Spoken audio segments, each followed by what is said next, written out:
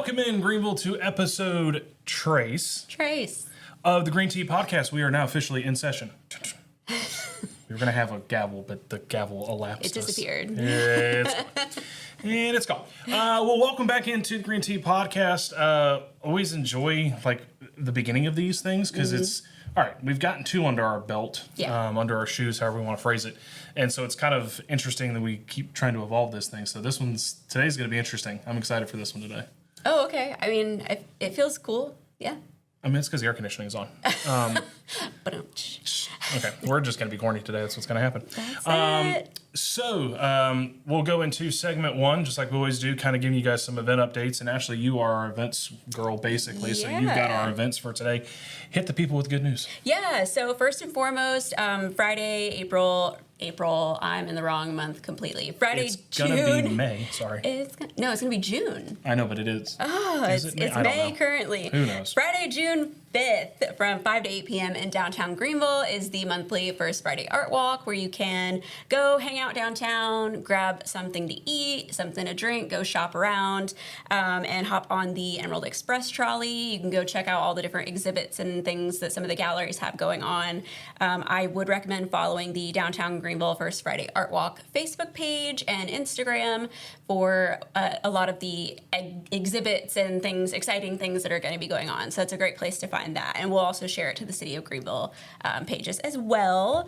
On Friday, June 19th, the City of Greenville will be closed in observation of the Juneteenth holiday. But on Saturday, June 20th, from 10 a.m. to 2 p.m. at Thomas Foreman Park, there is going to be a Juneteenth celebration. It is hosted by the City of Greenville, West Greenville Health Council, the Visit Greenville NC organization, and NC Healthy Blue. There's going to be a lot going on. It's going to be a super great event. So there's going to be live music by 7 till sunrise. They're going to have a bunch of local vendors, a bunch of local food trucks, and then also guided tours of the African American Cultural Trail, which I always love. Yeah. Those seats on those tours, though, they do fill up super quick. So if you go to the Facebook event page for the Greenville Juneteenth celebration, you can find a link to sign up for a free spot to guarantee your spot on one of those tours. I think there's only either 2 or 3 times that they're doing, so it's going to fill up quick and fast. So there might not be day of availability, so go get your spot. But it is free. It's open to the public. You can bring your lawn chairs and bring family, friends, and everything and celebrate Juneteenth. So, and some stuff, celebrating, party. Oh, sorry. I do have one more event. Carry on. It was a lot. Okay, so the last but not least, Sunday in the Park.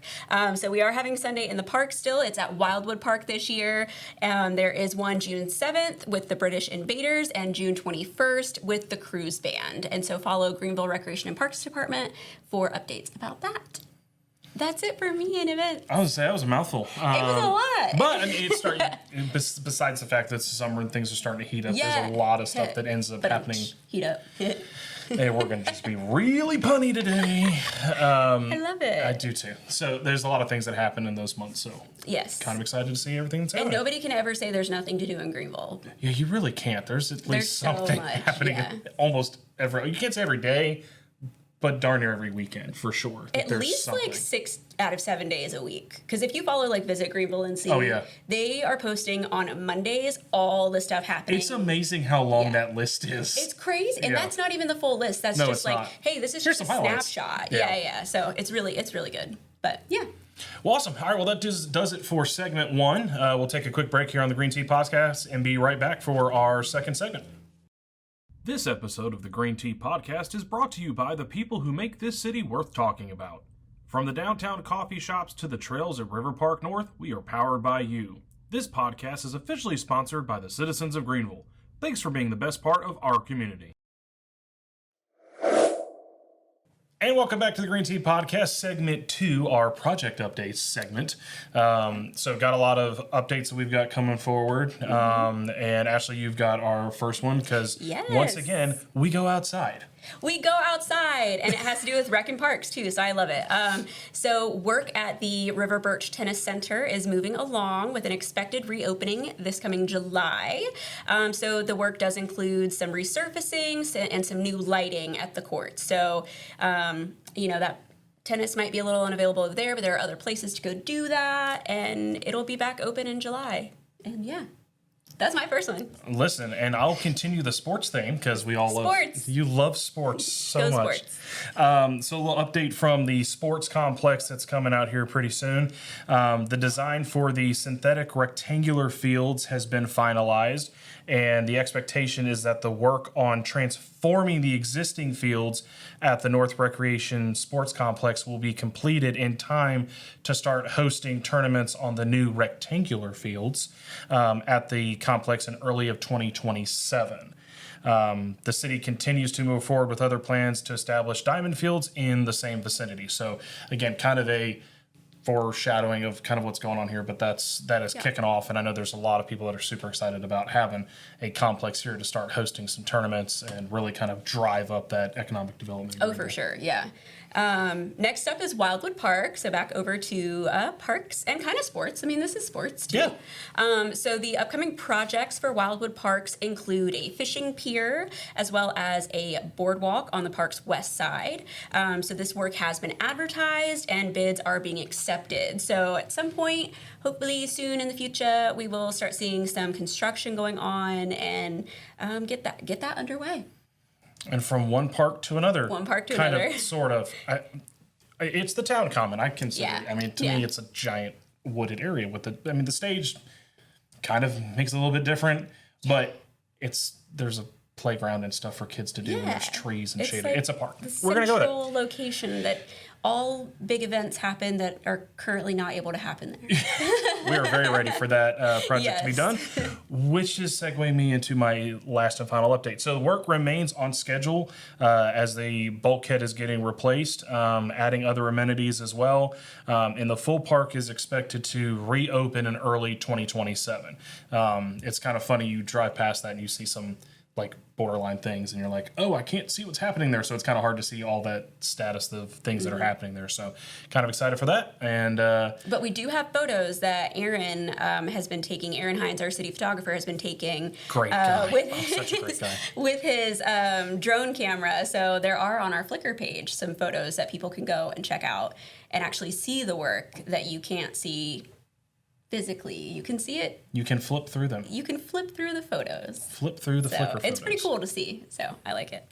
Yeah. All right, well, awesome. So that does it for our project update section. We'll take another quick break, and then we will go into our final session and really kick it up a notch. Is it closed or open? We'll go with closed. We're going to go with closed see session what I here did coming up there. next. We got our special guest coming on for this episode. We'll be right back. Stay tuned. We know there's no such thing as too much barbecue, and we definitely know how to spill the tea. The Green Tea Podcast is brought to you by the neighbors you see at the Scullery and at the pit stops on the Brew and Q Trail. Sponsored by the citizens of Greenville. Thanks for keeping it flavorful. Welcome back to the Green Tea Podcast. Our third session is now in order. Yeah, we're just going to keep rolling with this. It's so much fun. Super excited to bring on to the podcast for episode 3, Mr. Scott Dixon. How you guys our doing? Assistant City Attorney. Welcome. Very honored to be the third guest. Yes. Yeah, for sure. I was trying to think of like 3 puns and I can't, like... You guys are rocking it. You seem really professional. I like how prepared you are. Oh my God, thank you. Thank you. We try. Well, super excited to have Scott on. Really kind of, keep bringing different like viewpoints in different areas of the city. So kind of really coming out of left field with the attorneys. So this will be a fun one. So Scott, we'll kind of start it off with a little bit of, for people that don't know, you are a Pitt County native, but just kind of give us a little background of, your life growing up and how you kind of got into law and kind of found your niche of where you wanted and what kind of law you wanted to practice. Well, born and raised right here in Penn County. Went to South Greenville, Epps, Rose, complete home product for sure. Played sports, did a little music. My mom was a music teacher, so Greenville weirdly has like a Suzuki kind of background, so there's like this weird Japanese orchestra training and stuff. So did all of that. Definitely thought you were talking about the car. I thought he was too. I I was like, Suzuki. I'm like, interesting. Was absolutely one of those weird kids that kind of knew what he wanted to do at like 12. My dad had told me a story. He has practiced here for about like 40 years, and he had helped some kids that were in a really abusive situation. I think they were getting like burned with cigarettes and tied to a radiator. He was able to help them out of the situation. I think he ended up even walking the girl down the aisle. told me that story. Yeah, and you're just like, oh my God, if you can do that for like one person, it struck Yeah. me as really purposeful and meaningful. I liked your dad before, but Yeah, he's a doll baby. But if you really think of law, I mean, really many aspects of it are really somebody's like worst moment, whether it's like you're being arrested or you're getting a divorce or there's custody issues or somebody passes away or whatever. And I don't know, I just always kind of gravitated towards being somebody that could kind of help you in that moment. So it kind of very easily checked out for me to be like, oh, that clicks. I think that's something I could enjoy. So always knew I was going to do that. Went right here to ECU. That was really the only place I even contemplated going. Both my parents went there. I grew up going to like the away ECU football games, so just like ride or die, purple and gold. Double majored in political science and philosophy because that was kind of the best prep for law, and then went to law school over in Central in Durham, just like my brother. So that was kind of the most affordable, reputable kind of law firm you could go to. Kind of an interesting niche in regards to the area. So my dad weirdly did corporate municipality work. So he represented about 20-something public bodies. He's currently counsel over at GC, did like Pitt Community College, like all that kind of weird stuff. My brother was doing pretty heavy criminal work, so I was kind of right in the middle. So I started out kind of doing both of those. So I did about 10 years of indigent criminal defense and some private criminal defense work, mainly juveniles and adults, and was also coupling that with being the town attorney for the town of Ayden and helping out the ABC board. And so after that, I mean, private practice and doing the indigent work can be pretty daunting, and like I think I took one vacation in like 7 years. So I was kind of looking to focus on something full time where I didn't have to worry about like employees and paying bills and all that fun stuff. Applied to city, came here, been here for about 2 years, I think. Time is fleeting. it is. It feels like it's been a lot longer than 2 years. Yeah, I saw some pictures the other day and the beard's like way grayer already, and I'm like, unfortunate. This is we. Not How we all know time preaching has rocket like passed. Ryan with the cool shirts and the long ones, it's fine. Thank you, sir. Thank you.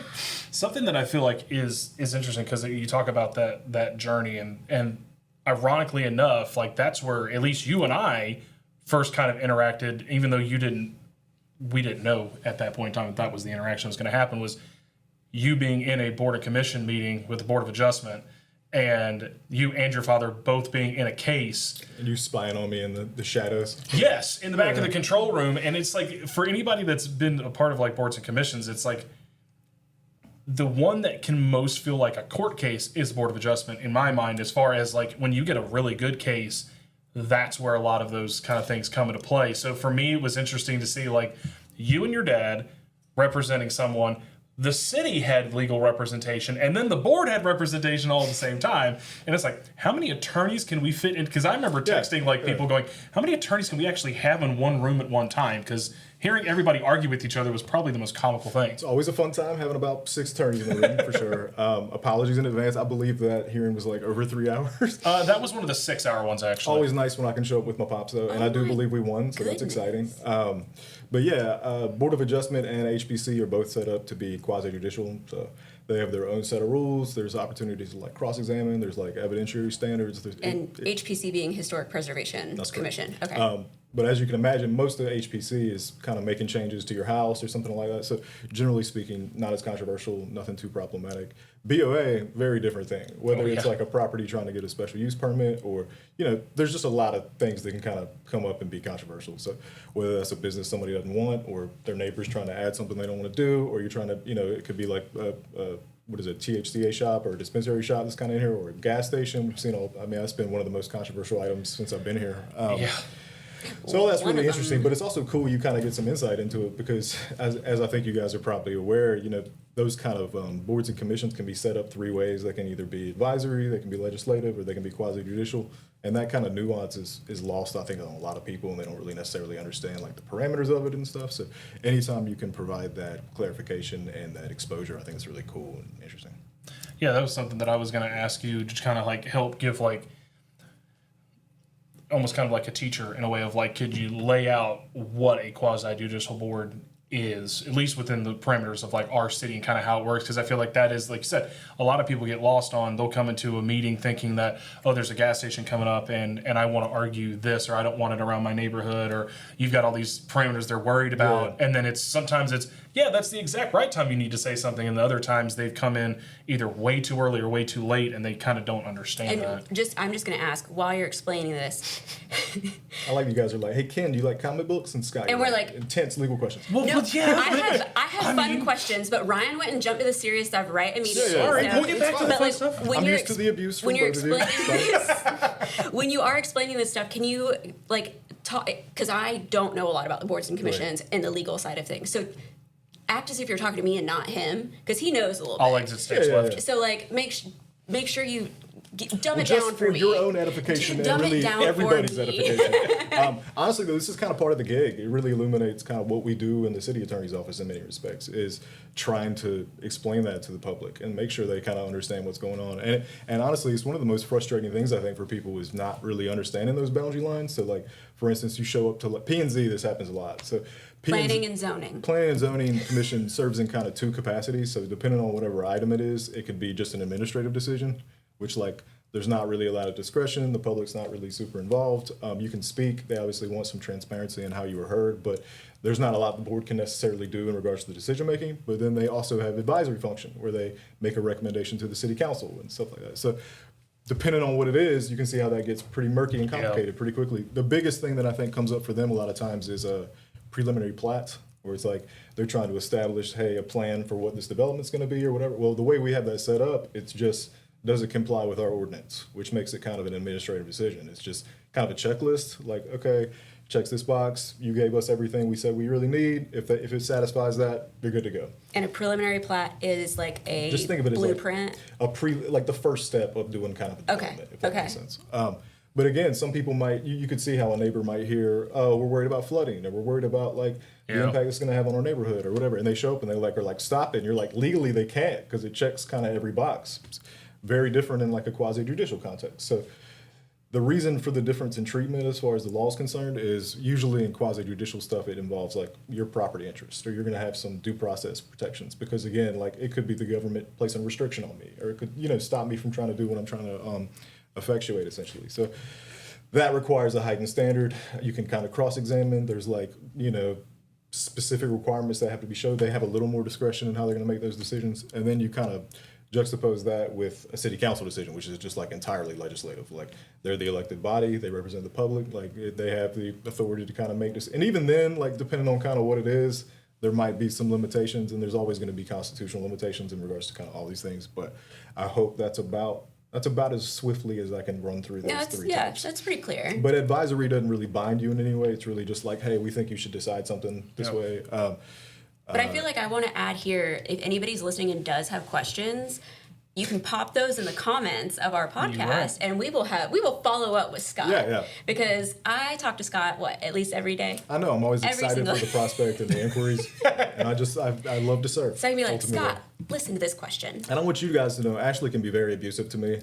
I come in, I'm like, hey, Ashley, how you doing? How was your weekend? And she's like, don't talk to me right now. I haven't had my coffee. I haven't had my coffee. You got too much energy. I'm not like it. Stay away from me. Because sometimes you come in on 100. Hey, man. You got to roll past my office, then that's where the energy level's at. Right, First thing in the morning. Well, Ryan told me he was going to wear a helmet for this podcast because he was going to be abusive, and then he made fun of my attire. So I want you guys to just be aware. That's fair. Both of these Well, things it's happen. weird that it's Monday and you're not wearing a tie. You're welcome. I did that to dress down for you guys. Yeah, I told him to relax. Be more comfortable. Oh, I was It is fully a ready curse, for though. like One of the tux. things. Okay, that's just one of the things from private practice. That I would go to court every day, so you have to kind of wear a suit and tie. At this point, it's like I'm more comfortable in that than regular casual clothes. But you can get in trouble for not being dressed appropriately in court. So Absolutely, it's a tough habit yeah. to break. But I'll try to step on those Ryan shirts, see if I can step my game up. I'm telling you, man. Not all of us possess that magnetism, man. We're not all that cool. I just try to provide a beacon of light, Scott. As you do, sir. As you do. That's all it is. I'm going to let you get into. I have one Well, because quick I'm like question. sitting here like dying on my topic. I know you so. are. The quick question I have, Scott, is mostly just, it's kind of more of a like personal question in the sense of like how different is the change from going to practicing cases in a courtroom to now you're in some of these cases with some of these boards and commissions? Like, can you kind of like describe like what the difference for like you as an attorney feels like from you're standing in front of a judge, you're doing all these things compared to you're standing in front of a board of a bunch of citizens that are also ruling on things I that feel like that'd be like less intimidating in some ways, but more in other ways. It really just, I mean, it kind of just depends. But to answer your question, it's really the level of advocacy and what issues you're kind of dealing with. So, like, obviously, when I was doing indigent criminal defense, you have sex cases with juveniles, you have domestic violence, you have like shooting, like really significant, serious stuff. Not to say that the city stuff or the boards and commissions isn't as daunting or serious at times, but different stakes, I would say. Like an intensity level. Yeah, and also how you're advocating. Essentially, like if I'm representing you, I'm doing everything I can to ensure the state's, That's fair.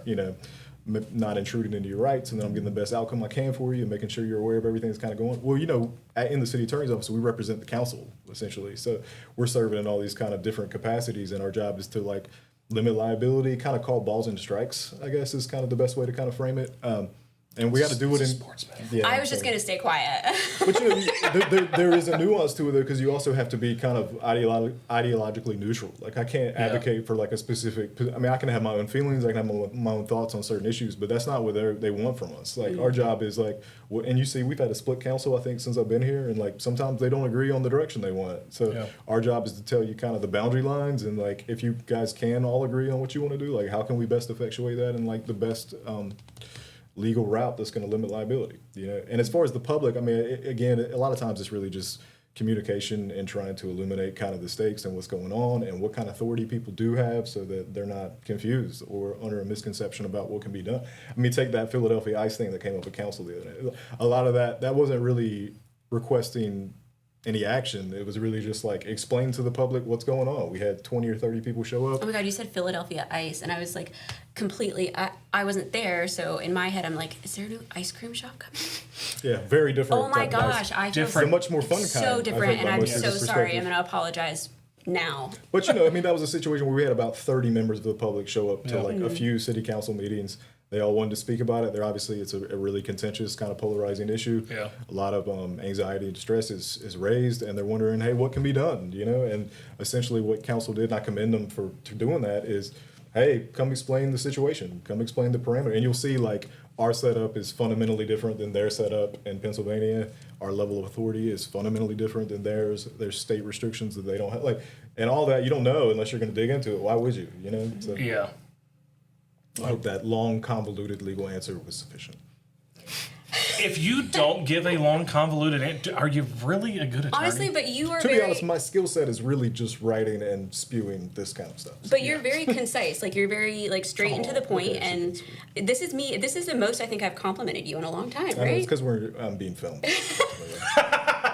I'm aware. And recorded. Well, it's because I commend your wife so much on putting up with you. Yeah, that's kind of a compliment, for sure. I just am so impressed that she can deal with you. God bless her. Yeah. But on to, like, my topic, because I've been like, when are we going to talk about dogs? Did it? Here we go. Yeah, so I love dogs. I have 2 dogs. You have 2 dogs. I got 2 puppies. But you, in your notes to us, said 2 disabled pups. They are both disabled, yes. Okay, so tell me about your dogs. So we adopted Marcy, who's a.k.a. Mars Bars, is a pit mix. She's about like 30-something pounds. We got her from Charlotte. We tried to get her from a rescue spot. Found out she was deaf several months later.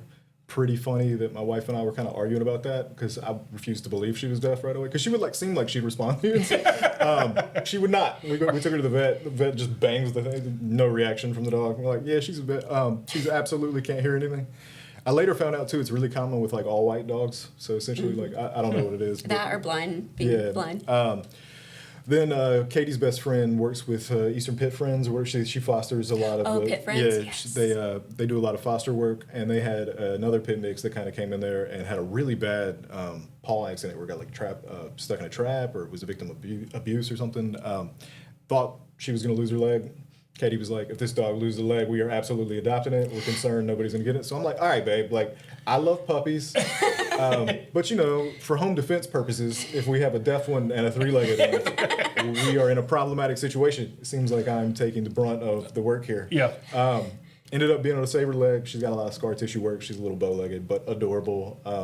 So, yeah, I have all that in the house. I like to joke that none of the women in my house listen to me very much, but... Oh, because you have 2 little girl doggies. Yeah, they're all girls, yeah. All girls and 1 deaf and none of them really listen to me. So only 2 of them really listen to you. Yeah. Oh. I'm hesitant to say any of them do, but I understand. Yeah, I was gonna say this. Oh, I guess Ultimately, okay. That's it fair. makes sense. Okay. I understand. I get it. I'm back in on the joke now. But those are my babies. Oh, so wait, how old are they? Oh my gosh, how dare we you? go. I can't remember. I want to say 6 and 5. Okay, so they're still pretty young. Yeah. Oh, yeah. I'm gonna Okay. get off this podcast case and be like 7 and 6. How could you not know that? How did you Yeah, not there's know? gonna be like a little asterisk know, I'm mark sorry. in it, like after Do we release. really know we Date adopted of them? birth, which is so funny. I was actually like thinking about this recently. It's like when you rescue a dog, you don't really know when their date of birth was, unless they're Right. from like a breeder situation that they had to No. be taken. You Yeah, know? you're making my case for me. Yeah. Ultimately, it's all kind of ambiguous. It's subjective. Yeah, Well, yeah. for sure. So like when I rescued my first dog as an adult, his birthday just ended up being June 24th. And don't they really rescue us? Who rescued who? That's true. So yeah, so I think I'm like that's why I love like the adoption day. Like happy adoption. And we got to blah, give blah, Monster blah. props for Ashley. She does a lot of awesome work for dogs of the community and pets in the community. Who was it? You. Oh, me? Oh my gosh, stop. Yeah. I thought we were about to talk about Barks and Bakes. Oh yeah, no, that's not me. I'm not involved. Well, But isn't Katie friends? Katie's friends. That's with what. who That's runs it. somebody Yeah. that makes. They do dog treats Dog and they do treats. stuff for yeah, animals. and she comes to a Check lot of it if you get some time. markets. Yeah, Yeah. she's really great. But I have no involvement. It's so funny because I remember names of businesses before I remember people's names. So I'm sure the bark spot. You're like, all right, make a note of this one. It has to do with puppies. I would say I feel like anything that deals with like dogs, Yeah, you she's tend to aware like of. Yeah. yeah, like yeah, your yeah. memory recall is faster than most people. Well, The that's grass vendor, you're not really paying attention to. the what? Whatever, like grass or. I The don't new know what guava they say. juice, Yeah, like whatever. Well, it is. yeah. you're like, no, but wait, this dog was. Oh yeah, this was founded by the Three-Legged Dog Association. Like, of course I know who that is. Yeah, we're gonna support it. Look at their pictures; they're adorable. Yeah. So okay. Well, thank you for chatting dogs with me because Anytime, man. I love that. So, okay, we can move on. All right, what are you, a cat guy? I No. love all pets. For No. the record. I have okay, two you don't have to be adopted- like I so have- offended. They're all great. I We have all 2 love adopted pets. dogs as well. Thank you very much. Okay, Yeah, look at see? us. I got we didn't even talk about that. I got an Akita and a Norwegian Elk Hound, Oh my god. and they. Elk hound. Oh yeah, Do you let them sleep in bed? Is the question. absolutely not. Yeah. Oh, First off, How dare you, sir? First off, the Norwegian Elk Hound is like 45 pounds. She could probably fit. The Akita is 80 pounds. He's not getting up Sounds there. adorable. How dare Absolutely you. not. His big head is not getting You should anywhere. see how little room I have in my bed. I mean, it's like, it's borderline insulting and offensive. I hope you have like at least a king. No. Oh we my have a God. queen, and it's, Yeah. Katie's like refuses. That's so Since funny. I've been with her, she's like, I sleep in the middle. That's like where I sleep. And then both the dogs like want to get different sides, and they go through shifts. So I'm just pretty much like, cool. I guess I'll exist on 4 hours of sleep. See, Dot is 14 pounds and Nero is like 9 pounds. So Yeah, that's and we have a manageable. king, so We got probably like We're good. 60 and 38. That's probably how big they are. I'm living the life. Yeah, must Tiny be great. dogs. Yeah, but see, the thing with mine is one tore both of his ACLs, and I didn't realize dogs had ACLs. Yeah. Yeah, they have ACLs. Yeah. And yes, they have ACL surgery for Yeah, dogs. they do. Yeah. Yeah, I he worked was- in vet he- med for That was probably a fun 10 experience. years. So. It was so much What fun. was the rehab like? It was like 3 months of him being in a crate and Oh, a cone yeah, of that shame. doesn't- That doesn't sound Yeah, fun at all. and like only leash walks to go out to go because Dash Yes. when we had him when he was 1 year old he had his patella popped out, which is his kneecap popped out of place. Yeah. So to the point where it wouldn't just automatically pop back in, and he had to have knee surgery to bolt it back into place. And the post op for that was super annoying. But that was my little Craigslist baby. And we'll be back with more dog injuries. Right after We're this. turning into a veterinarian podcast. I mean, you know. Well, Scott can make sure Give we the don't get. people what they want. But yeah, we do have something else to briefly talk about, so we should probably take a quick break and come back and talk about that, right? We're not breaking. We're not going to break? We're rolling with oh my this God. sucker. Okay, all I'm so right. excited. Oh my God. All right, so do Sheesh. you want me to just roll into that then? Roll. Roll into it. So Paul by Paul. I almost jokingly thought it would be interesting to talk to you about First Amendment auditors. Okay. So, and the reason I say that is because First Amendment auditors, like obviously, like on YouTube, they're a big thing. They are basically making sure that government employees and the government are doing their job. They're letting you stop smiling. Wait. But wait, there's more. It's a very fair assessment, for sure. They're asking questions. They're asking for to see certain things that should be available to the public. the way they go about it is sometimes a little controversial, and I've experienced it before because I sat at the front desk. And the clerk's office being right around me, they've experienced it with me as well, to where we have people come in with their video cameras and their, whatever, asking questions and stuff like that. And so I kind of wanted to just have you briefly talk about, like, as a government employee, how should we be handling that? Like, what are they... in general, what are they allowed to ask for, and what spaces are they allowed to be in? You're not really going to love the answer. I know, it's classic lawyer, like, it depends, essentially. I love when he does this. Well, I mean, again, like, it's complicated because ultimately it's multifaceted in that it balances public records law, it balances First Amendment expression, it balances just, like, polite conduct and kind of what restrictions you can kind of place on that. So there's no really, like, easy paragraph answer I can kind of give you. Yeah. So take public records law, for instance.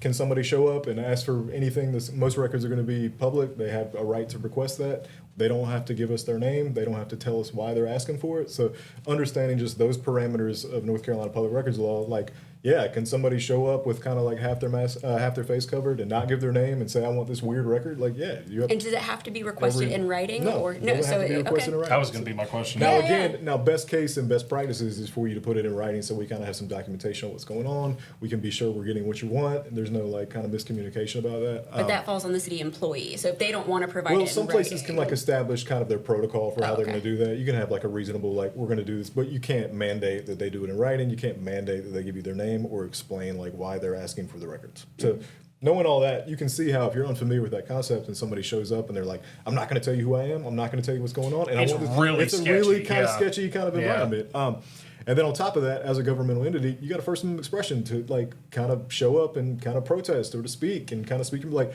So where you're at, like there's these things called traditional public forums, there's limited public forums. So like if you're at a traditional public forum, very little the government can do to restrict you. You got a First Amendment fundamental right to kind of express yourself and to do it in a way that's, as long as you're not hurting somebody, essentially.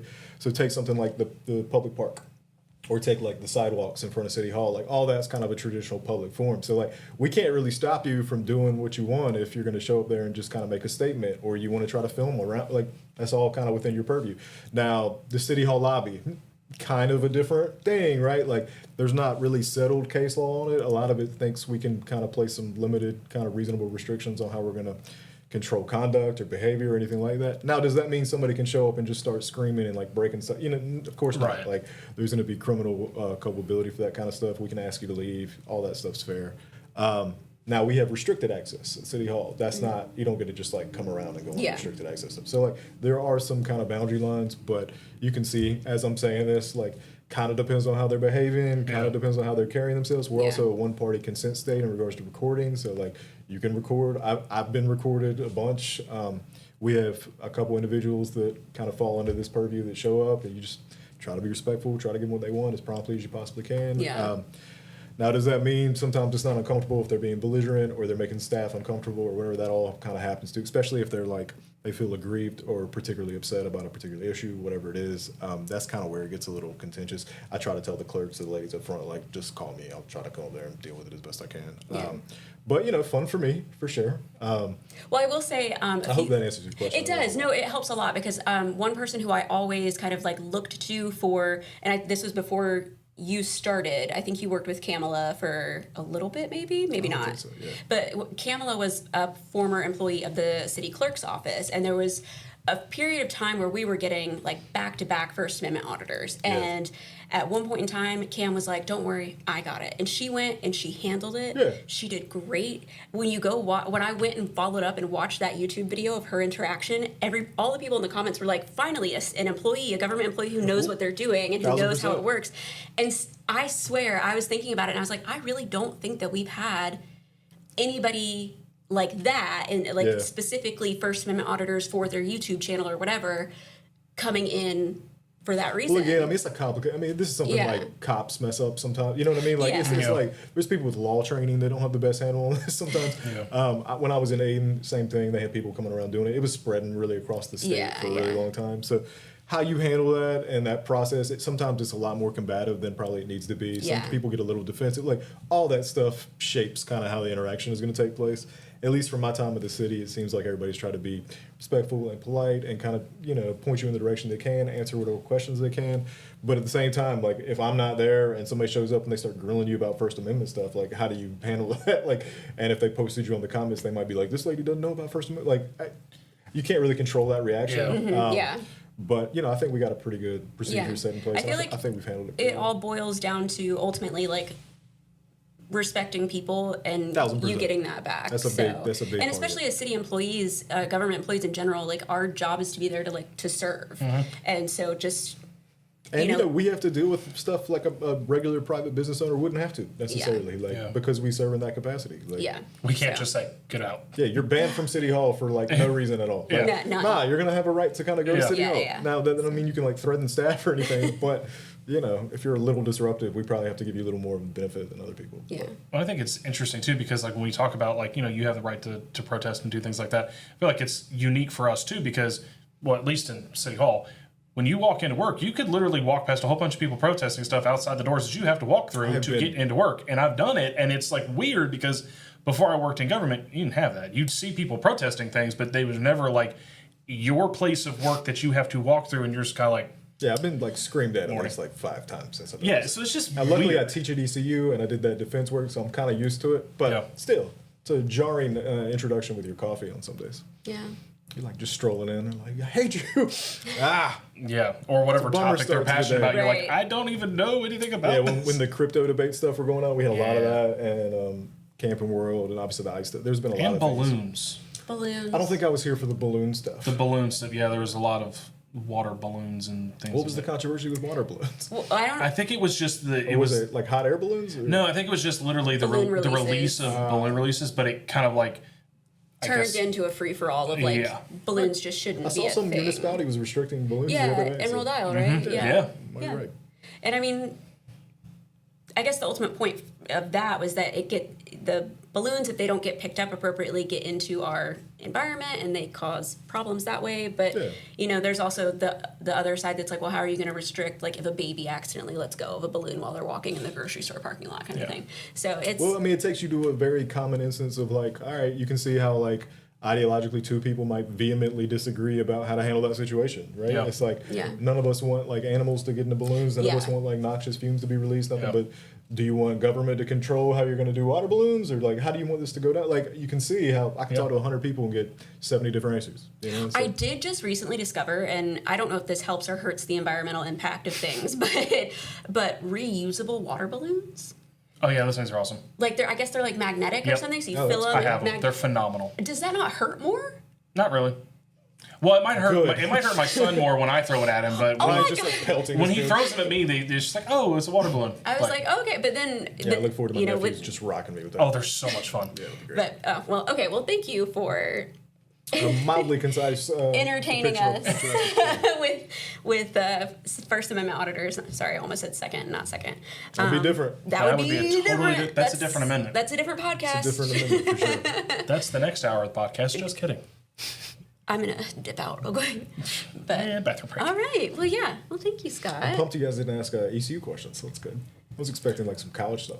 We thought about it. Yeah. I think it was on the list. Cool. It's on the list. It's just, but we could talk to you for like another hour probably. Oh, that's sweet. Or and so I don't really know, but we're framing it good. I feel like it's been okay. You got any more? I'm good. I'm just kidding. We'll get one more just because I kind of want to touch on two different things at the same time. Jokingly about the ECU thing. So obviously teaching ECU, that's something that's obviously important to you and obviously you're passionate about it because you're still doing it. Talk about what it's like to, obviously what classes do you actually teach? And then kind of like what kind of brought you into wanting to do that? Because I feel like that's another thing to add, and I feel like attorneys are always so busy as it is. I mean, luckily for me, the city is gracious enough to let me kind of do that twice a week through my lunch. I've taught essentially 3 kind of pre-law upper level political science classes, American judiciary, civil liberties, and constitutional powers.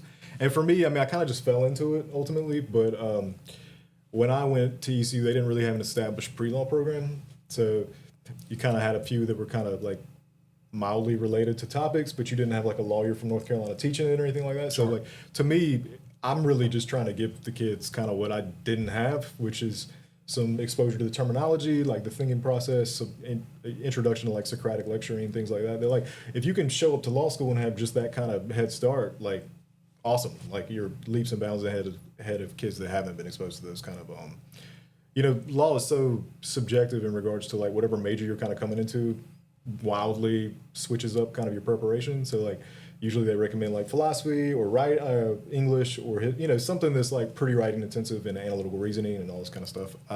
If you don't have that, like you're at a huge kind of disadvantage. So Right. I try to be like a very easy grader and give them some exposure to that. But I'm sure mildly deficient in regards to being an instructor. It's kind of cool though. My brother's at the School of Government, so I think we've had it 2 or 3 times now where we both kind of taught the same person or somebody's kind of come through to him. cool. It's pretty gnarly. That is So what's your Rate My Professor rating right I now? haven't checked it. I'm hoping great. I'm sure it's excellent. that was such a huge thing. Yeah, they Yeah. kind of changed it. They've changed They got it rid a of the bit. hot tamale stuff and Yeah. really Yeah. drastically changed it. Yeah, my brother-in-law got like the hot spicy chili pepper thing next to his Rate My Professor always thing, felt- and I I always think found it got it. and I hysterical. think my mom got it, and I was like bummed out. Yeah, that could She lead taught to yoga, and I was like, I'm not going on the site anymore. But from like a student perspective, because obviously I've never been a professor or teacher in any capacity. So from a student perspective, back in 2017, rating a professor. Ashley's like, not cute. No, but like rating a professor and then being asked like, do you want to rate like chili peppers? I'm like, no. Why do I want to? Why? So you were appalled at that time. I wasn't appalled, but it was just like awkward because Well, that's what happened. I think one of the teachers got upset. they either got it or didn't get it, and then they led to protests. like and the they chili removed pepper it. expired a long time ago. You can Just see how kidding. it's broaching, Yeah, weird. uncomfortable Yeah, stuff. yeah. Yeah. So I always thought it was a little strange, but now my best friend's a teacher, and she's like, I wish they had it. So I wanna that know. I could know, and I'm like, I don't know. If we Yeah, I want- don't think I'd really want I those. don't. I don't. I don't think I'd want the pepper. I mean, I was a professor too for a little while, and I don't think I'd want the pepper. I think I'd want to be like, man, I've really enjoyed his class, and Yeah. Yeah, you want which just I've got. positive feedback, Thankfully, I got those, And but best like beard in the game. right, it was a little less than it was a little more shorter Yeah. and You way grew it less out before gray. you said it. Yeah. I don't think there was a gray hair there. Oh God, that makes me feel Okay. worse. Yeah, we're getting older. It's sad. We're doing our best. We are right. But I feel like I'd rather take the compliment than like Right. the pepper. But Well, because I don't think a chili pepper is going to get you a raise. Oh, they don't give phrases like that. no, Oh well, I'm just. they're just like, It's a did you do your university job? system. Congratulations. Yeah. You're gonna come You back. fulfilled your cool. contract. Yeah. That's it. Yeah. My You bad. saw- Sorry, guys. It's fine. I support the teachers. Yeah, as do I. Heck yeah, man. They just got a raise with new budget, right? Families of teachers, Very man. That's what I'm much here for. needed and well deserved. Right. 100%. So, all right. Well, perfect. Scott, this is awesome. Yeah. Thanks for having And me. you kicked it up within a notch. That's what we keep I trying watched to. the Ken one and the Bella one, man. They were both awesome. You guys do a great job. The question is, will you watch your own? I feel like it's awkward to watch your own. I mean, I'll probably check it to see how poorly I come off, but ultimately, Poorly. We'll have a So peer review. self-deprecating. I'm gonna trust you guys with the A editing. peer review. I will say I have had one person. I went to the scullery one morning that one person said that he watched one of the episodes, and this was like 2 weeks ago, and he hadn't watched Bella's yet, and he was like, I loved it. It was great. I can't wait to watch Look Bella's. at you guys getting fans already. Well, and then come we on, have that's now we exciting. also have interns with the city manager's office now, and one of our interns was like, hey, you're on the podcast, right? And I was like, yeah. You guys are blowing up. The And cool kids. she was like, I watched both of them, and you guys are so good. And I was like, thank you so much. As a former intern, I'm like, thank you. Oh yeah, I always forget you were a former intern. That's so gnarly. It's cool how I will say something really awesome about the city I've noticed is how they kind of keep it in house with that kind of stuff. So we've Yeah. had 2 or 3 interns that are now in like Yes. these different positions, and it's just kind of awesome to see Yeah. people come from college to like professional careers. Yeah, it is. It's nice. Yeah, But, Chris Kelly, if you're watching, I miss you. yeah, he left us. I know. He was my first, my intern year. He was with me, so. I tell you, he did all the presentations though for like a long time for a lot of topics. He, I think the promotion was well deserved, and Yeah. he's pumped to kind of get closer. to Yeah, him, so. yeah. But we do He miss earned him. it. He deserves it. All the good things. But yes. Okay, so and we've probably been talking way too long. Yeah, it's okay. It's a podcast. That's what you're supposed to. Yeah, it's but fine. yes, thank you, Scott. I appreciate Thank you. you guys for having me. It was a great time. Yes, so- Absolutely. All right, well, that'll do it for episode Trace of the Green Tea Podcast. Super excited, had a lot of fun. Scott, thank you so much again for joining us. This has been fun. We'll see you guys for episode 4 for the Green Tea Podcast. We're really excited. Also, small PSA, if you're interested in boards and commissions, go to the city's website and look into that process so you can kind of help be involved in part of that, legal process for some of the things. If you want to see some changes in the city, it's a great way to get yourself involved and get your voice heard and to make some real impact. So with that, it's been fun for Scott and Ashley. I'm Ryan. This has been another episode of the Green Tea Podcast. We'll see you next episode. Bye-bye.